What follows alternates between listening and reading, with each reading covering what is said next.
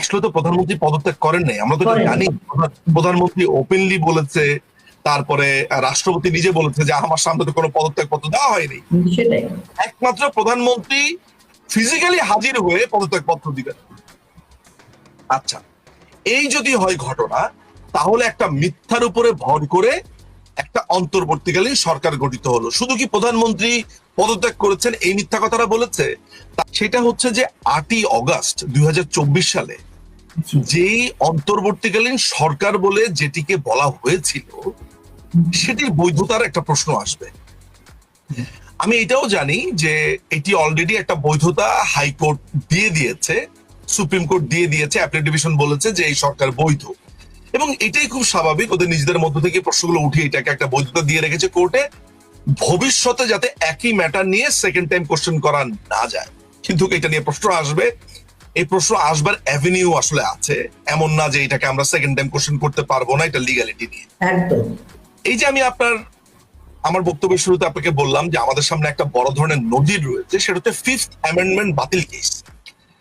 আপনি হয়তো বা জানবেন যে মুন সিনেমা হল যে ভদ্রলোকের ছিল, জিয়াউর রহমানের আমলে এই মুন সিনেমা হলটাকে সরকার অ্যাকোয়ার করে নিয়ে যায়। আমি সংক্ষেপে বলছি, তো যিনি এটার মালিক ছিলেন তিনি বারবার এগুলোকে আদালতে চ্যালেঞ্জ করেছেন যে ভাই আমার এই সিনেমা হলটাকে আপনি অ্যাকোয়ার করে রাষ্ট্রায়ত্ত সম্পত্তি করে টরে নিচ্ছেন। এটা দীর্ঘদিন রিড করার পরে এটা দীর্ঘদিন আদালতে বন্দী ছিল, এটা নিয়ে হয়নি। পরবর্তী সময়ে এটা আদালতে ওঠে, জি। এবং ইন্টারেস্টিং ব্যাপার হচ্ছে এটা বিএনপির সময় আদালতে ওঠে, এবং বিএনপির সময় বলা হয় যে বিএনপির শাসনামল অবৈধ ছিল। বিএনপি বলতে জিয়াউর রহমানের আমলটা অবৈধ ছিল। ওই রায়ের মাধ্যমে Italian marble company limited versus state, এই মামলার ভেতরেই একটা ঐতিহাসিক রায় আসে, যেখানে বলা হয় যে 75-এর 15ই অগাস্টের পর মোশতাকের শাসনামল, সায়েমের শাসনামল এবং জিয়াউর রহমানের শাসনামল, এই তিনটা শাসনামলকে অবৈধ ঘোষণা করা হয়। কিছু কিছু জায়গাতে ক্ষমা ঘোষণা করা হয় যে যেগুলো অলরেডি ঘটে গেছে। এখন ওই সময় জারিকৃত একটা আইন দিয়ে ধরেন কারো বিয়ে হয়েছে, ওই বিয়ে তো আর অবৈধ হবে না, ওগুলো পলিসি রিজনে এমন একটা ঘটনা ঘটবে যে আপনি চারদিকে উল্টাপাল্টা লেগে যাবে। ফলে আদালত তখন এইটার ব্যাপারেও বলে যে আমরা তো অনেক কিছু ফিরিয়ে আনতে পারবো না, আমরা অনেক কিছুকে আনডু করতে পারবো না, at least what we can do, যে আমাদের কনস্টিটিউশনকে একটা একটা গতির মধ্যে রাখার জন্য, এটার মধ্যে যে অপবিত্রতা ছিল, সেই অপবিত্রতাকে অ্যাটলিস্ট রক্ষা করার জন্য আমরা বলতে পারি যে martial law is not law at all, এবং এইভাবে ক্ষমতা দখল যদি কেউ করে সেটি অবৈধ। এর ফলশ্রুতিতে আপনার যেটা দাঁড়িয়েছে যে ওই সময় জারিকৃত যত রকমের ঘটনা ঘটেছে কার্যত সেগুলো অবৈধ, কিন্তু পলিসি রিজনে অনেকগুলোকে গ্রহণ করা হয়। এটা আসলে কোর্টেরও কিছু করার ছিল না। ওই যে যেটা বলেছি যে ওইখানে যদি কোনো একটা এই মুহূর্তে মনে করেন যে ইউনূসের আমলে আপনার ধরেন বিয়ের কাবিননামার একটা নতুন আইন করা হলো, ওই কাবিননামার আন্ডারে কেউ বিয়ে করবে। এখন বিয়ে করবার পরে অনেক বছর পরে ধরেন এগুলো আদালত উঠার পরে এই ইউনূসের এটা অবৈধ হয়ে গেল, তো ওই সময় যারা বিয়ে করেছে তাদের বিয়ে তো অবৈধ হবে না, তাদের ওই সময়ের যে বিয়ের রুলস এন্ড রেগুলেশন এটাকে যদি অবৈধ করা হয় একটা বড় ধরনের ঝামেলা হয়ে যাবে। ফলে আমাদেরকে হয়তো ভবিষ্যতে অনেক কিছু পার্ডন করে দিতে হবে, বা ওই সময় যদি সপক্ষের শক্তি থাকে, জাস্টিস থাকে, তাদেরকে মাফ করে দিতে হবে। এখন আপনি আমাকে বলতে পারেন যে আপনি কি খুবই শিওর যে এটা বাতিল হবে? আমি খুবই শিওর, এই কারণে শিওর যে আমাদের সামনে সেটা নজির আছে, নাম্বার 1। তার মানে আমার আলোচনার মূল বিষয়টা হচ্ছে 8ই অগাস্টে যে অন্তর্বর্তীকালীন সরকার ক্ষমতা গ্রহণ করেছে আইনগতভাবে সেটা অবৈধ। আপনি আমাকে একটা কোশ্চেন করতে পারেন যে নিঝুম সাহেব, যদি ব্যাপারটা এমন হয় যে প্রধানমন্ত্রী মারা গেছেন বা প্রধানমন্ত্রী নেই, এমন ধরনের ঘটনা ঘটতো, তাহলে কি হতো? তখনও তো নিশ্চয় একটা সরকার। হ্যাঁ, আমি ধরে নিলাম অনেকে আমাকে প্রশ্ন করবে যে প্রধানমন্ত্রী যদি নিরাপত্তার কারণে অন্য দেশে চলে যায়, তিনি যদি ওই সময় অফিসে না আসতে পারেন, তাহলে দেশটা চলবে কিভাবে? সেই সময় উনার পরবর্তী কে হবেন প্রধানমন্ত্রী বা কে দেশ চালাতে পারতো সেইটার প্রভিশনও ছিল। ওই সময় যা হয়েছে সেটা হচ্ছে যে একটা রাজনৈতিক দলকে পুরো একটা পলিটিক্যাল পার্টিকে আপনি উৎখাত করে দিয়েছেন, উৎখাত করে তাদের বাড়িঘর জ্বালিয়ে দিয়ে বলেছেন এখন আইনে তো কিছু নাই। মানে ব্যাপারটা এমন যে আপনাকে আমি হাত পা ভেঙে পঙ্গু করে দেওয়ার পরে বললাম যে ভাই ফুটবল খেলবে কি, এখন তো ওরা না খেললে আমি তো জিতেই গেছি, তো হাত পা তো ভাঙলেন আপনি। ফুটবল খেলার কথা ছিল আমার আর XYZ এর, আমার হাত পা আপনি ভেঙে দেওয়ার পর আপনি বলছেন যে ওই পক্ষ তো আসে নাই খেলতে, সেটা তো হবে না। সুতরাং আলটিমেটলি যেটা হয়েছে যে প্রধানমন্ত্রী না থাকলে কি হতে পারত সেইটা আমাদের সংবিধান অনুযায়ী স্পষ্ট সেখানে বলা আছে, সিম্পল অ্যাজ দ্যাট। আচ্ছা, আমি ধরে নিলাম যে এমন একটা অবস্থা তৈরি হয়েছে যেই অবস্থাটা আমাদের সংবিধানে নাই, আমি ওইটাও ধরে নিলাম তর্কের খাতিরে।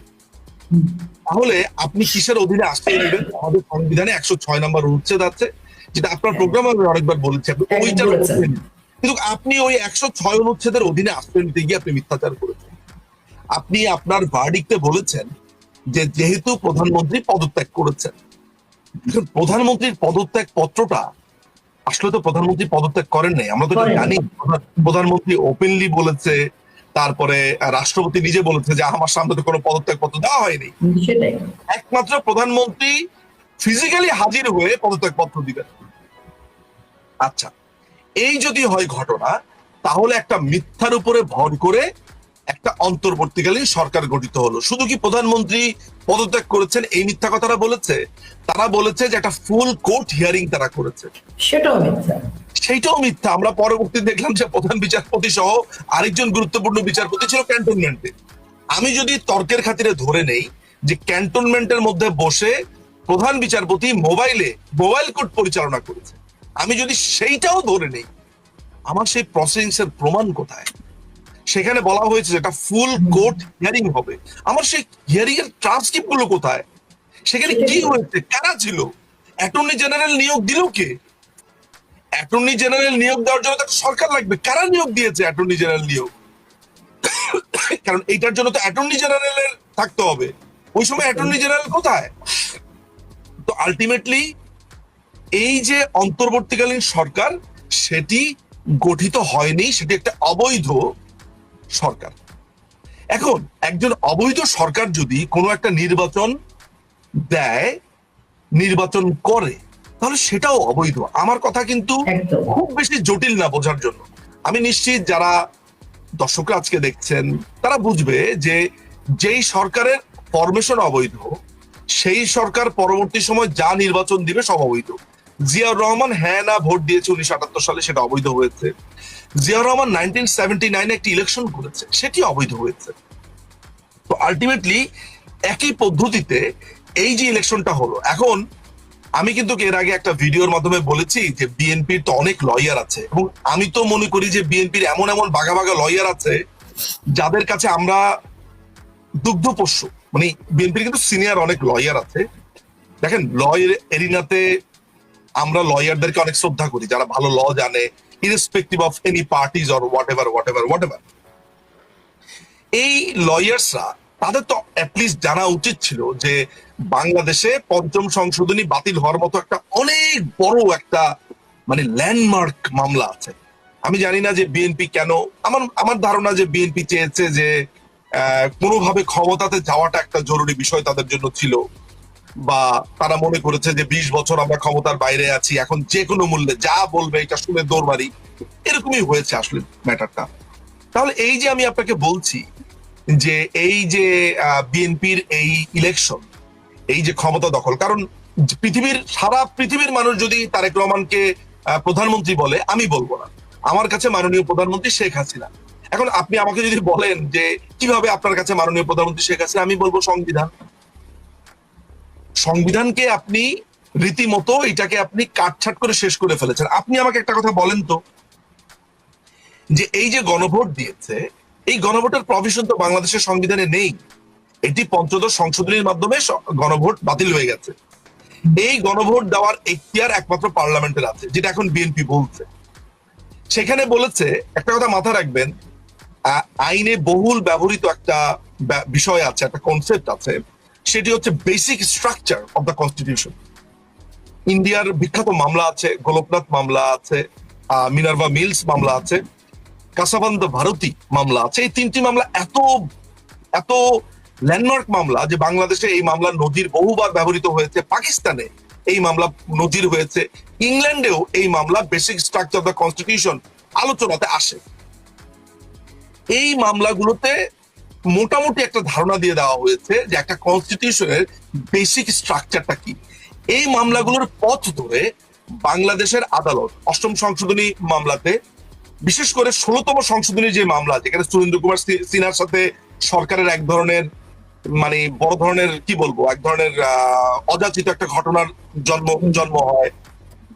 এই basic structure of the constitution এবং সর্বশেষ এইটা যে ইস্যুটা এসেছিল ত্রয়োদশ সংশোধনী বাতিলের মামলা, যেটি আপনার ওই যে তত্ত্বাবধায়ক সরকার মামলা বলে পরিচিত, সেইখানে বেসিক স্ট্রাকচার বলে আলাপ এসেছে। এখন একটা সংবিধানের বেসিক স্ট্রাকচারটা কি, এটা এক একটা মামলাতে এক এক রকম ভাবে বলেছে। কিন্তু যেই মামলাতেই যা বলুক না কেন, মোটামুটি সবগুলো মামলাকে আপনি যদি জড়ো করেন, তাহলে আপনি দেখবেন যে একটা সংবিধান যে মেইন স্ট্রাকচারের উপরে দাঁড়িয়ে থাকে, সেই স্ট্রাকচার গুলো হচ্ছে এখানকার মানবাধিকারের যে বিষয়গুলো আছে সেগুলা, এই সংবিধান যেই ঘটনার মাধ্যমে আপনার উৎপত্তি হয়েছে, মুক্তিযুদ্ধ, এগুলো আনপ্যারালাল, এগুলো ধরেন ডিসপিউটেড না, এগুলোকে আপনি আর কোনোদিন চেঞ্জ করতে পারবেন না। আপনি ভাই জুলাই সনদ নামে একটা কি চোথা বানাইছেন, যেটার মধ্যে আপনি রীতিমতো আমার আমার আমার যে দেশের মূল নীতি গণতন্ত্র, সমাজতন্ত্র, ধর্মনিরপেক্ষতা এবং জাতীয়তাবাদ, বাঙালি জাতীয়তাবাদ, সেইটাকে আপনি রিমুভ করে আপনি 3টা মূলনীতি এনেছেন। হ্যাঁ, ওই 3টা মূলনীতি আমাদের ইসের ছিল, ওই যে কি জানি বলে স্বাধীনতার ঘোষণাপত্রে ছিল, যেটার একটা ইলাবোরেটেড রূপ হচ্ছে এই 4টা। আপনি সেটাকে বাদ দিয়ে দিয়েছেন। আপনি কি basic principle of the constitution, basic structure of the constitution কে এইভাবে আপনি মুখের কথাতে চেঞ্জ করে দিতে পারেন? ব্যাপারটা কেমন হলো? ওরা 37টা দলকে ডাক দিয়েছে। এই 37টা দলের, আপনারা বিশ্বাস করেন, এই 37টা দলের লিস্ট আমার সামনে আছে। আপনি 37টা কয়টা দলের নাম আপনি শুনেছেন, আর বাকি এগুলোর নাম আপনি আপনার এই জীবনেও শুনেন। আমি বাংলাদেশের ছেলে, আমি কয়েকটা দলের নাম শুনে বলেছি এরা কোত্থেকে এলো এরা, মানে আমি শুনিই না এদের নাম। কিছু দল তো ওয়ান ম্যান শো। আপনি ওয়ান ম্যান শো, সাকির যেই দলটা, এইটা যদিও সাকির ওয়ান ম্যান শো, মান্নার ওয়ান ম্যান শো, নাগরিক কমিটি কি বলে, আমি তো তাও এদের নাম ব্যক্তির কারণে দলের নাম শোনা হয়েছে। এমনও দলের নাম আছে যেগুলো আপনি ব্যক্তির নামও শোনেননি, দলের নাম তো অনেক দূরের কথা। হ্যাঁ, আপনি বলবেন যে এরা কারা বা এরা কবে, এদের অফিস কোথায়। আচ্ছা, আমি আপনাকে যে কথাটা বলার চেষ্টা করছি সেটা হচ্ছে, আপনি জুলাই সনদ বানিয়েছেন, জুলাই সনদটা আপনি কি করেছেন? আপনি বলেছেন আপনি সংবিধান সংশোধন করবেন। অফকোর্স সংবিধান কি সংশোধন হবে না? বাংলাদেশের সংবিধান 16 বার চেঞ্জ হয়েছে। তাও বাংলাদেশের 16 বার চেঞ্জ হওয়া মানে এই না যে 16 বার এটাকে পুরো চেঞ্জ করে ফেলা হয়েছে। ধরেন কোথাও একটা লাইন লাগিয়েছে, কোথাও একটা অনুচ্ছেদ লাগিয়েছে, কোথাও একটা কমা লাগিয়েছে, কোথাও একটা নতুন প্রভিশন এনেছে। এই ধরনের চেঞ্জ বাংলাদেশের সংবিধানে এসেছে। বাংলাদেশের সংবিধান চেঞ্জ করতে পারে পার্লামেন্টারিয়ানরা। পার্লামেন্টারিয়ানরা কেন চেঞ্জ করতে পারে? কারণ তাদেরকে জনগণ ম্যান্ডেট দিয়ে সংসদে আনে। আপনি কোন ধরনের ম্যান্ডেট ছাড়া আটলান্টিক কাউন্সিলের একজন সিআই এর এজেন্ট আলী রিয়াজ, যিনি পড়াশোনা করেছেন সমাজ বিজ্ঞানে, যিনি আর্টসের স্টুডেন্ট, যিনি কোনোদিন আইনের কাছাকাছি যান নাই, তাকে আপনি সংবিধান সংশোধন কমিটির প্রধান বানিয়ে দিয়েছেন। সেই সংবিধান সংশোধন কমিটির একটা প্রধান ছিল হচ্ছে ব্যারিস্টার মঈন ফিরোজী। মঈন ভাই আমার সরাসরি শিক্ষক ছিলেন, যদিও আমাদের বয়সের ডিফারেন্স ধরেন 2-3 বছর বা 4 বছর। এর কারণ হচ্ছে আমরা যখন ব্রিটিশ লটা পড়তে গেছি তখন বাংলাদেশে ব্রিটিশ লটা পড়ানোর কেউ ছিল না। তখন আমাদের 1 ব্যাচ 2 ব্যাচ আগের সিনিয়ররাই আমাদেরকে পড়াতেন। যেমন রুমিন আপা আমার 1 ব্যাচ সিনিয়র ছিলেন, আমরা একসাথেই পড়াশোনা করতাম। ঠিক আছে, রুমিন আপারও কিন্তু টিচার ছিলেন ব্যারিস্টার মঈন ফিরোজী। কেমন, মানে এই কারণে কথাগুলো বলতাম যে আমরা তো আসলে একই সার্কেলের, একই সাথে পড়াশোনা করেছি, ফলে আমরা একজন আরেকজনকে খুব ভালো করে চিনি। মঈন ফিরোজী আমাদের আসলে শুরুতে আমরা লেট করেছি, তো আমাদের সময় একেবারেই শেষ হয়ে আসছে। আমি যে কথাটা বলতে চাই যে এই যে মঈন ফিরোজী স্যার হচ্ছে একদম ধরেন খুবই ইনকম্পিটেন্ট একজন মানুষ, যিনি একটা সামান্য ক্রিমিনাল ড্যামেজ বোঝাতে 4টা ক্লাস নিতেন। তিনি আপনার কনস্টিটিউশন চেঞ্জ করে ফেলেছেন। আমার মোদ্দা কথার জায়গাটা কি জানেন প্রাচী আপা? সেটা হলো যে আপনি লিগাল ফ্রেমওয়ার্কের মধ্যে গোড়াতেই যদি হাত দেন, ইউনূসের গভর্নমেন্টটা কনস্টিটিউশনালি এটা একটা একটা একেবারে কমপ্লিটলি ইলিগাল। ওরা সংবিধানের অধীনে শপথ নিয়েছে, ওরা যা যা করবে সেগুলো সমস্ত কিছু ইলিগাল। এখন এই ইলেকশনকে আবার দুইটা শপথের ব্যাপার আছে। একবার আপনি শপথে বলছেন যে আমি এই সংবিধানকে সমুন্নত রাখবো, আবার আপনি সংবিধান কমিশনে গিয়ে বলছেন আমি সংবিধান কমিশন এগুলো সংশোধন করবো। তো সংবিধান যে সংশোধন করবেন এটা তো ইলিগাল। তো শুরুতে বলছেন আপনি সংবিধানকে